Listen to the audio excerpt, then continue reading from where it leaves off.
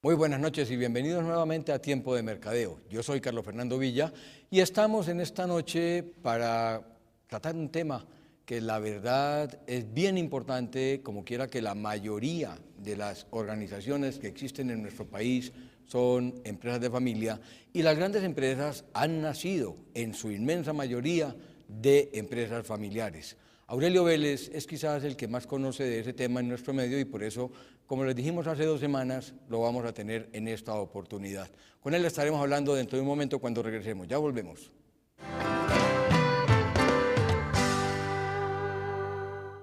Aurelio, buenas noches y bienvenido nuevamente. Muchas gracias por estar acá. No, las gracias y la gratitud es mía, Carlos Fernando.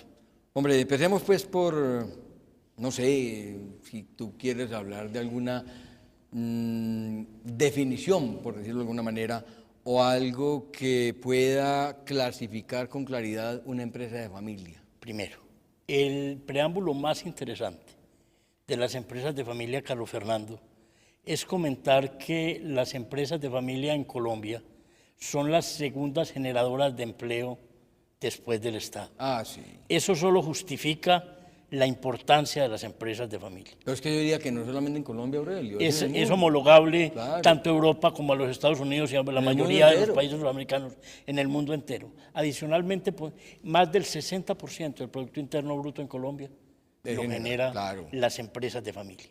Se ha satanizado y se dice es que es muy complejo. Yo no les estoy diciendo que las empresas de familia sea fácil.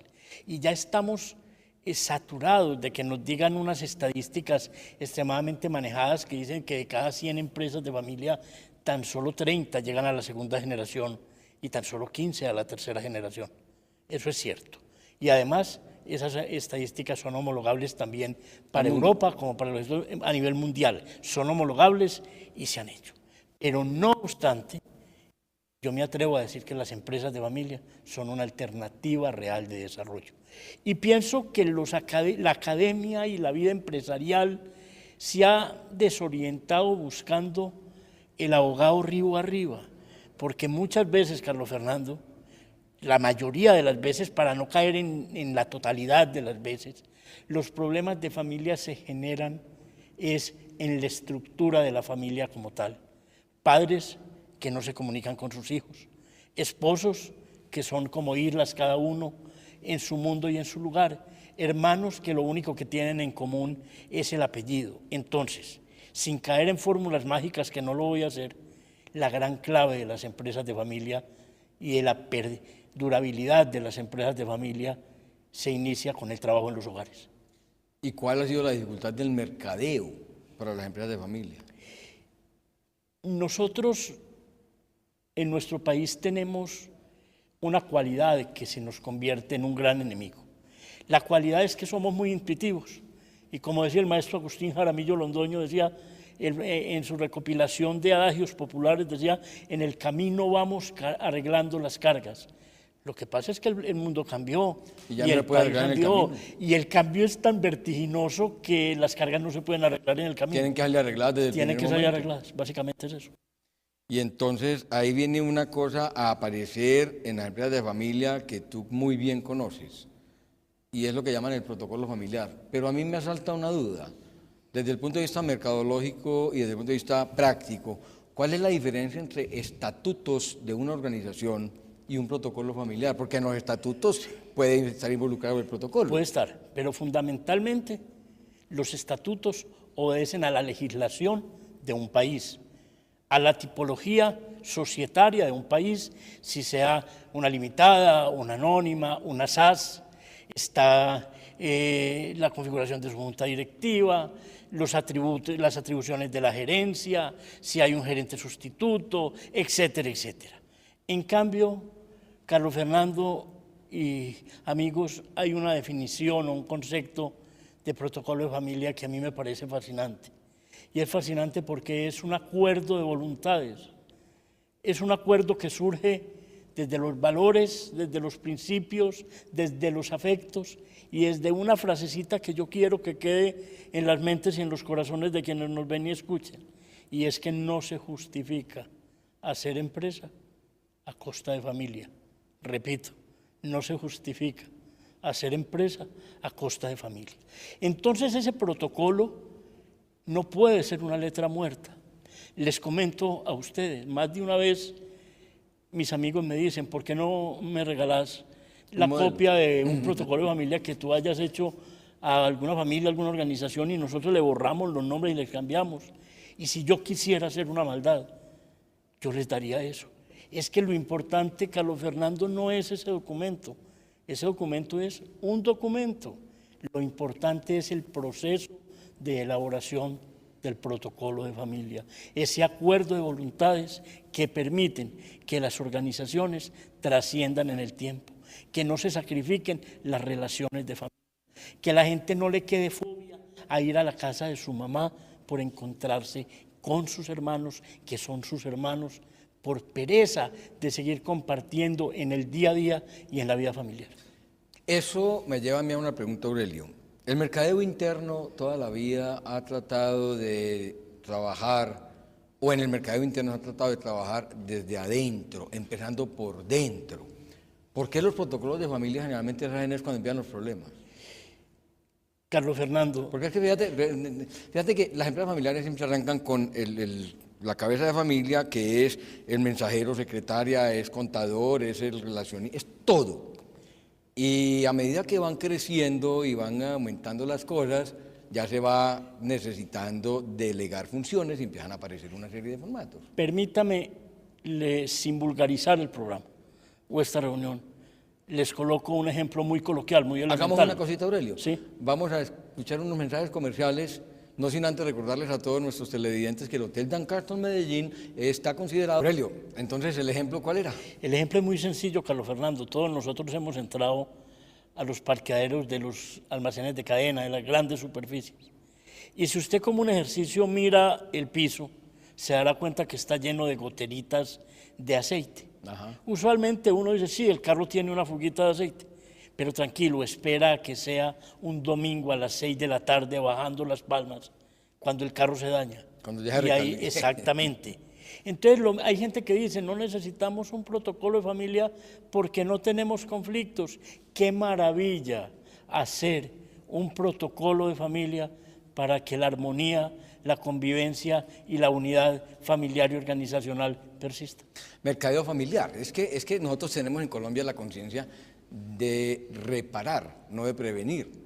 Y el carro, como bien dices, se lleva al taller cuando se dañó, no para que no se dañe. Y uno va donde el médico cuando se enfermó, no para no enfermarse. Y todo lo hacemos es para reparar, no para prevenir. Exactamente, no somos proactivos, no vamos antes de. Exactamente, es nuestra cultura. Pero bueno, Aurelio, como me viste antes de comerciales, hombre, generalmente las empresas de familia nacen con el papá o con el progenitor o la progenitora siendo de todo. Y luego comienzan a generar cargos. Pero ¿por qué en el mercadeo de las empresas de familia y en el mercadeo familiar no se ha trabajado en una forma, yo diría, más adecuada? Es decir, perfiles, junta, etcétera. ¿Qué ha pasado? Yo no me atrevería a decir que es en el mercadeo.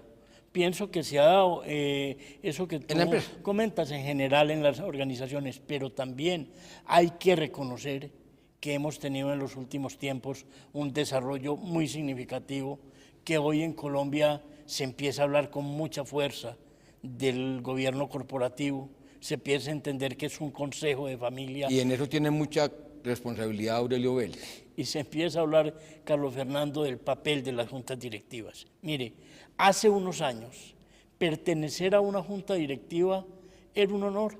Y la gente caía en la fanfarronería de decir, estoy en tantas juntas directivas.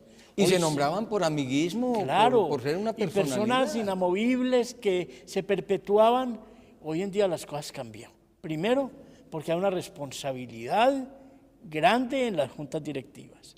Segundo, porque las juntas directivas son las encargadas del delineamiento de las organizaciones. Y ser miembro de una familia, sin que esto suene duro, no me da atributos, entre comillas, y competencias necesarias para estar en una junta directiva. Para eso puedo tener mi posición o mi situación en el consejo de familia o en la asamblea de familia. Entonces, Carlos Fernando, Colombia se ha desarrollado significativamente. Hoy en día las juntas directivas son cada vez más actuantes, más reales, menos decorativas. Antes se formaban parte del paisaje. Hoy un gerente que quiera hacer una labor responsable tiene que hacerla de la mano de su junta directiva. Entonces, Aurelio, si dijéramos, bueno, ¿cómo debe estructurarse una empresa familiar desde su primer momento? Sin esperar a que se presenten problemas, para que no tengan que resolver situaciones incómodas y todo eso. ¿Cómo sería la forma de comenzar una empresa familiar adecuadamente? Lo primero, entender una verdad de perogrullo, y es que no hay dos empresas familiares iguales, ni dos organizaciones. Como no hay dos personas iguales. Exacto, y cada organización tiene su propio sello, su propia huella, su propia impronta. Segundo, entender que ser miembro de una familia no me da las competencias para ocupar un cargo. Puede que derecho sí, porque como todo ahora es derecho. Pero el problema no es de derecho, el problema es de buscar que la organización se desarrolle, y entonces uno hace un acto de profunda generosidad. Y que se piense en empresa, no en familia. Yo pienso que hay que pensar en las dos. Obvio. Lo que pasa es que cada una tiene su propio ámbito. Su momento. Y su propia cosa, y van de la mano en el sentido de que si la empresa funciona bien, pues eso va a repercutir directamente en el bienestar de la familia. Pero si la familia va bien, también va a repercutir en la unidad, en la capacidad de proyectarse la organización y de tomar decisiones. Entonces, muy importante, sin caer en poesía, trabajar con los mejores y olvídese del apellido. Y eso implica... Haga selección de personal, de colaboradores, técnica, seria y responsable. Hoy hay en día empresas dedicadas a eso. Diga cuál es el perfil, construya Exactamente, perfiles. ese es mi cuestionamiento. ¿No será que lo ideal es que desde el primer momento se diga, mire, para cuando se necesite, porque no es inmediatamente, un gerente financiero, este debe ser el perfil básico, porque el tiempo va cambiando y esta constante del cambio pues está haciendo que las cosas se modifiquen? Pero entonces alguien nos puede preguntar, alguien nos podría preguntar, y si mi hijo tiene una formación en finanzas y tiene la competencia, el solo hecho de ser miembro de familia lo descalifica. No, ni más faltaba, pero debe formar parte de un grupo para hacer un proceso de selección que tenga las competencias. Carlos Fernando, las organizaciones se construyen en una vida, pero se destruyen en un minuto, con decisiones arrogantes, con decisiones prepotentes, con pensar que las empresas de familia se pueden aislar del entorno. Ojo a esto, las empresas de familia tienen una tipología propia, pero el mercado no es más benévolo con una empresa de familia que con una que no lo sea. Y mucho menos hoy en un mercado globalizado. La calidad, la variedad, la exhibición, todas las variables en las entidades financieras no le dicen, mire, es que la tasa de interés de su endeudamiento, señores empleados de familia, es menor, porque no. Entonces entendamos, hay un entorno exigente, competitivo y demandante que le exige a la empresa de familia tener una estructura y una conformación que dé respuesta a esas condiciones. Bueno, y entonces volviendo al punto práctico, ¿la normatividad debe ser establecida desde el primer momento o cómo debe ser todo para poder trabajar mercadeo? Porque entonces hay que hacer publicidad, hay que trabajar comunicaciones, hay que trabajar relaciones públicas, hay que trabajar promociones, hay que trabajar cosas. Y entonces empieza la familia a involucrarse y se complica la vida. Carlos Fernando, las organizaciones, todas, tienen un momento, una hora. No es antes ni es después. Cada organización va mandando como sus señales, va mandando unas lucecitas que dicen, ahora bien, volvamos a un concepto bien importante que es el de los procesos. Si queremos un proceso responsable con las empresas de familia, pues no esperemos a que el entorno nos lo exija, sino que nosotros vamos tomando decisiones de capacitar, de desarrollar competencias, de tener una estructura organizacional que obedezca a la realidad el entorno, de la organización, y no esperando a que ya el momento sea tan abrupto que usted lo que tiene es que solucionar una contingencia, no responder a un proceso de desarrollo. ¿Qué es lo más complicado del mercadeo en las empresas de familia, Aurelio? Lo más complicado es, el mercadeo, a mi modo de ver, el primero, la profunda decisión de hacerlo, y lo segundo, de asignarle un presupuesto, porque usualmente hacemos lo urgente, pero no lo importante. Entonces decimos, es muy importante adecuar tal equipo. Claro que es importante adecuar tal equipo, pero también tengo que adecuar la estructura y las herramientas de mercadeo. Entender que el mercadeo forma parte de la dinámica propia de la organización y que no es la cenicienta. Pero entonces, en ese orden de ideas, ¿qué es lo que más hace falta en este momento? Que las universidades, por ejemplo, tengan unas cátedras sobre empresas de familia, porque, como bien decíamos al principio, si la gran mayoría de las organizaciones del mundo nacen de las empresas familiares, ¿cómo es que no hay una cátedra de empresas familiares? Yo no sé si esté desorientado, sé que no, lo digo es como una exclamación, pero es que eso tiene que ser antes de las universidades. Me atrevo a decir casi que es los colegios, casi que es la familia. Carlos Fernando, el usted respetar a sus hermanos, a sus primos, a sus tíos, no se lo enseñaron en la universidad. Esos son unos valores y unos principios que tienen que surgir en el ambiente familiar. Si usted tradicionalmente vio que su papá no respetaba y valoraba a su mamá, entonces ¿cómo vamos a pretender que usted hoy en día valore y respete a sus hermanos? Es un problema de principios, de valores, de creencias, de uno vibrar con algo que nos enseñaron en cada etapa de nuestra vida y en cada época de nuestra vida, que la familia era la célula fundamental de la sociedad. No he encontrado a nadie que haya podido reevaluar ese concepto. Bueno, Aurelio, vamos a recomendarles a todos la revista Tiempo de Mercadeo, en la cual pues tú has escrito más de 30 artículos sobre empresas de familia y que tiene que ver con el mercadeo. La revista Tiempo de Mercadeo, que en este momento ya está circulando en su edición número 36, pues la pueden obtener en el 268-2430 o en www.tiempodemercadeo.com. Ya volvemos.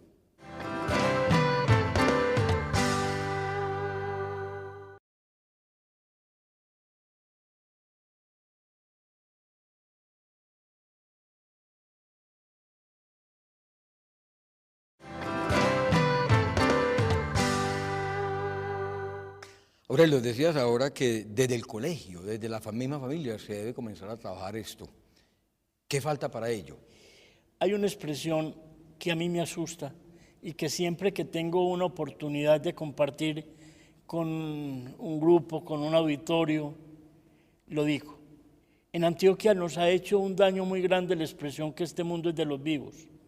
Y esa expresión de que este mundo es de los vivos ha llegado también al ámbito familiar. Ser vivo es tomar una ventaja, hacer trampa, hacerme sobre mis hermanos. Ser vivo es el esposo que intenta guardar patrimonio en el momento de una separación, olvidando que la contraparte, entre comillas, es la mujer con la cual construyó una vida, una familia y tiene hijos. Listo, aceptemos que los seres humanos pueden ponerle punto final a una relación, pero es el punto donde se conoce la calidad humana, y voy a decirlo con comillas, la clase. No asocio la clase ni con su apellido ni con su dinero, sino con la transparencia y la claridad en su comportamiento. Esos son puntos vitales. Yo no he podido entender cómo seres humanos que durante años se aman y en el momento de hacer una ruptura de esa relación terminan es como enemigos, a ver cuál saca y hablando coloquialmente, una tajada mayor de esa relación. Es que ya es suficiente con el dolor en lo afectivo y en lo espiritual para colocarle la adición del tema económico. Y ese es el ejemplo que se le está colocando a los hijos que van a actuar y van a replicar esos comportamientos en su vida personal y en su junta directiva. Quiero dejar muy en claro, no estoy respetando a quien toma la decisión de terminar una relación, eso es respetable, claro, y es mucho más sano que vivir en una constante locura. Lo que cuestiono es la metodología no clara que se aplica, que tiene una repercusión en la vida familiar, en la enseñanza hacia los hijos y en la vida de las organizaciones. Yo me voy a devolver un poco, Aurelio, en esa elaboración del protocolo del cual hablábamos hace un rato. Hombre, ¿cuánto tiempo se debe dedicar a esa elaboración? Eso, yo sé que eso no es matemático, eso no es, tiene que ser en este tiempo, no, pero en promedio, ¿cuánto se demora? Usted y yo tenemos muchas cosas en común. Una de ellas es que los dos tenemos el honor de haber estudiado en el Colegio San Ignacio. Sí, señora, mucho honor. Exactamente. Y los jesuitas tienen una expresión que surge de Ignacio de Loyola que se llama el tanto cuanto. Tanto cuanto necesite, tanto, lo mismo les digo. El protocolo de familia requiere tanto cuanto sea necesario para que sea sólido. Y en la medida que tenga una metodología, que no se tome como algo marginal, que no sea simplemente como cuando tengamos tiempo, que siempre hayan otras prioridades sobre eso. Es algo que se puede hacer con facilidad y con agilidad. Repito, no se enloquezcan, no se engolosinen con el documento. El valor significativo es el proceso. Claro, pero no me refiero a que haya un modelo pues, que tiene que ser en 3 meses, en 4 meses, pero en promedio, en tu experiencia, ¿cuánto se demora un protocolo? 5 o 6 meses se puede demorar, como hay otros que se eternizan porque parecen como miembros de la Real Academia de la Lengua sufriendo por una coma, por un punto, por un subrayado, etcétera, etcétera. Y hoy hay otras familias que entienden que en la medida en que se tenga el marco conceptual construido, se puede seguir caminando sobre él. ¿Y cuántos deben participar en la elaboración del protocolo? ¿O un experto únicamente hacerlo, proponerlo y discutirlo? ¿O cómo es la forma o el modo Carlos Fernando, déjeme ser, usted me conoce perfectamente y quienes me conocen saben que yo soy un paisa desabrochado. Entregarle el protocolo a un externo para que lo haga es como el que manda a la luna de miel a su esposa con un amigo. Exactamente. Entonces tiene que haber una participación, pero... es que es el resultado de una participación. Claro, pero todo el mundo, pues hombre, mientras más intervengan, más se va... o se puede complicar. Entonces, ¿cómo debe ser? Si la familia Carlos Fernando, yo espero que los problemas, si así se le pueden llamar, surjan en el momento en que los podemos verbalizar. Por favor, no dejemos en el ambiente la cultura del tape-tape, no dejemos esos problemitas tapados que se nos complica la elaboración del protocolo. Si al protocolo se le dejaron problemitas tapados, es que es un protocolo imperfecto y el proceso no va a funcionar y no ha sido hecho adecuadamente.